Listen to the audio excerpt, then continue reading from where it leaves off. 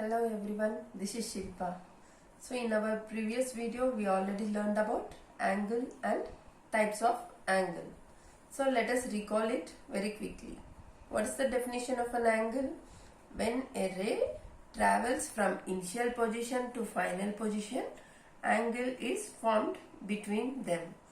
Or when two rays intersects, rays, lines or line segments intersect, angle is formed between them. And let us quickly recap what are the types of an angle. So what is this angle? When the initial ray does not move at all, this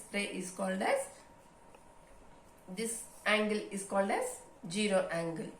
When a ray moves from initial position and lies between 0 to 90, this type of angle is acute angle. If the final ray lies exactly at 90 degrees, this is called as right angle. And if the ray travels between 90 to 180 degrees, the final ray is in between 90 to 180, this angle is called as obtuse angle. Okay, so if the final ray is exactly on 180 degrees, this angle is straight angle. And if the final ray moves beyond 180 and less than 360, this angle is called as reflex angle.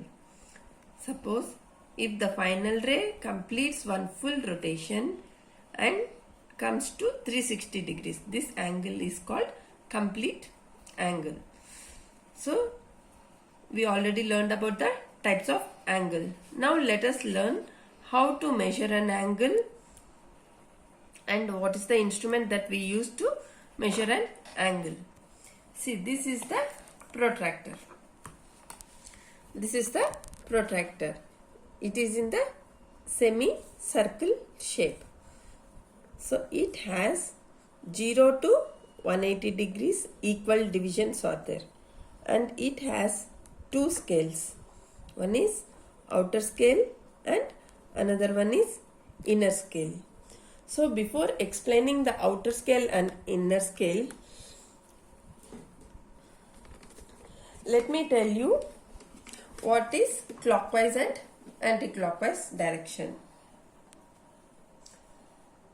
So what is clockwise direction and what is anti-clockwise direction? So now let us look into the clock. Here this clock has hour hand, minute hand and second hands, right? These hands move in right side direction. This direction, right side direction in the clock. This is the usual way for the clock. Hands move in this direction. So anything that is moving in the same direction of the hands of the clock, anything that is moving in the same direction of the hands of the clock is clockwise direction. So anything that is moving opposite direction of the hands of the clock is called the anti-clockwise direction. Okay, now you learned about what is meant by clockwise direction and anti-clockwise direction. Here the outer scale has 0 to 180 degrees in clockwise direction. So this is clockwise direction. And the inner scale has 0 to 180 equal divisions from in the anti-clockwise direction. And this is the protractor. A protractor has a baseline, and this is the 90 degrees which divides the protractor into two equal halves and touches the base point. This point is called as center of the protractor. Okay children, so now let us learn how to measure an angle by using this protractor. Sorry. So this protractor has, so initially this is the center of the protractor I said. This is called as vertex, and this is OA ray and this is the baseline. We need to place this center on the vertex and this baseline should place exactly on the OA ray. So let me place it. So center point on the vertex and the baseline is on the OA ray, and start measuring from inner circle. This is anti-clockwise. We are measuring from 0 to 10, 20, 30. So here the angle is 36 degrees. So in this way we will measure the angle. So let us try some more angles.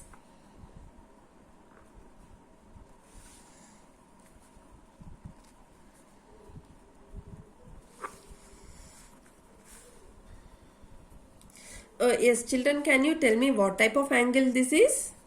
This is acute angle. Why acute angle? The angle is here 36 degrees. That means it lies between 0 to 90 degrees. So that is acute angle. So here one more figure is there. Let us measure this. So this point is vertex. We need to place the protractor center on the vertex and the baseline on the OA ray. So if we observe here, the final ray is exactly on 90 degrees. So the angle formed over here is 90 degrees. So what type of angle this is? This is right angle, because the final ray lies exactly at 90 degrees. Let me draw one more figure.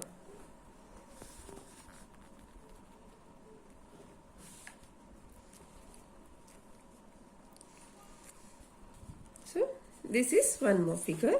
So this is the vertex. Place the protractor on the vertex and the initial ray should be on OA ray, and the final ray we need to measure by using the inner scale. So here we are counting in the anti-clockwise direction. We are going in anti-clockwise direction. So here 120, 125 and 127.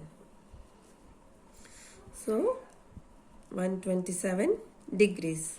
So what type of angle is this? Yes, this is obtuse angle.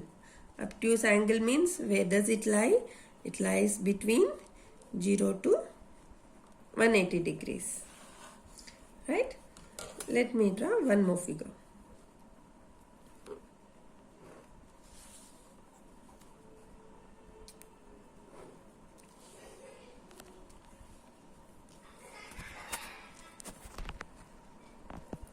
This is OA and OB ray.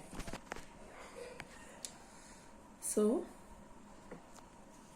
let me extend this OA ray. So how to measure this angle? How to measure this angle? Place the protractor on the vertex and we need to extend this OA ray. So why we are extending? We already know that the straight angle is 180 degrees. After that, inverse the protractor and measure the angle using inner scale. So it comes to 122. So what is the angle formed over here? That is 180 degrees plus 122 degrees. It comes to 302 degrees. What is the angle over here? This is 302 degrees. What type of angle is this? This is reflex angle. Yes, just now we learned how to measure angles by using inner scale. Right? We used inner scale to measure all type of angles. Now let us learn how to measure the angle by using the outer scale.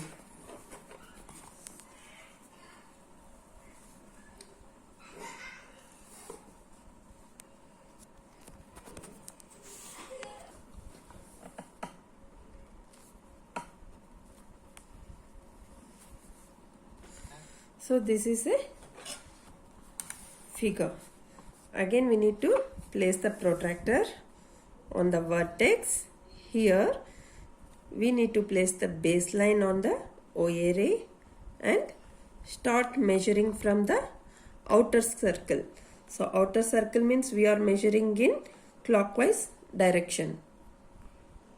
So here it is 10, 20 and 32. So the angle is 32 degrees.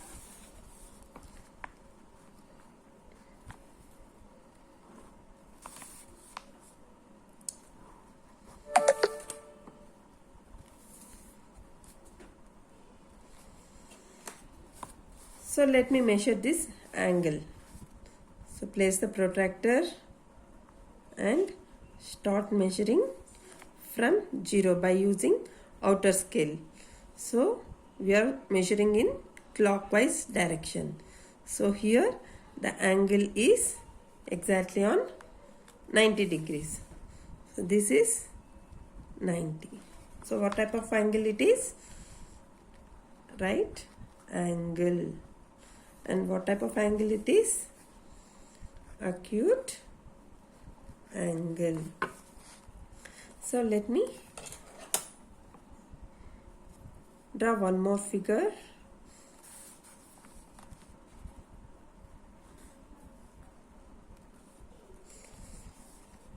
So this is O, A, B. Place the protractor on the vertex. Place the baseline on the OA ray and start measuring the outer scale in the form of in the clockwise direction. So here the angle formed is 120 degrees. So what type of angle this is? This is obtuse angle. Okay, let me draw one more figure.